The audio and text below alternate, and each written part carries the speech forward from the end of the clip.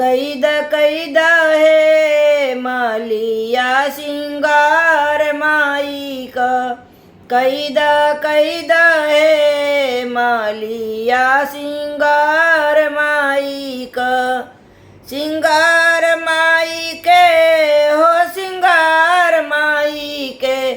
कैद है मालिया सिंगार माई के। चूड़ी पहिना दयोर कंगना पहना द। चूड़ी पहिना दयोरी कंगना पहना द। मेहंदी लगा द लाल लाल माई के। मेहंदी लगा द लाल लाल माई के। कैद है मालिया सिंगार माई के।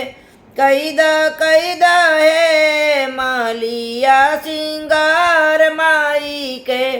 गजरा लगा द माई के गजरा सजा द।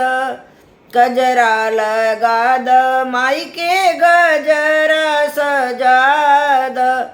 बिंदिया लगा द लाल लाल माई के। बिंदिया लगा द लाल लाल माई के। कैद है मालिया सिंगार माई के। कैद है मालिया सिंगार माई के। हरवा पहना द माई के टीकवा लगा द। हरवा पहना द माई के टीकवा लगा द। सेनुरा लगा द लाल लाल माई के। सेनुरा लगा द लाल लाल माई के। कैद है मालिया सिंगार माई के। कैद है मालिया सिंगार माई के। पायल पहिना द माई के बिछुआ पहना द। पायल पहिना द माई के बिछुआ पहना द। महावर लगा द लाल लाल माई के। महावर लगा द लाल लाल माई के।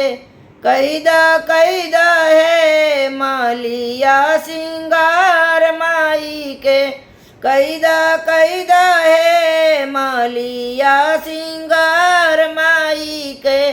चोला पहिना द माई के लहंगा पहिना द। चुनरी ओढ़ा द माई के चुनरी पहिना द।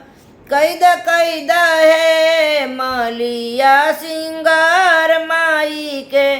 चुनरी ओढ़ा द लाल लाल माई के। चुनरी ओढ़ा द लाल लाल माई के। कैद है मालिया सिंगार माई के। कैद है मालिया सिंगार माई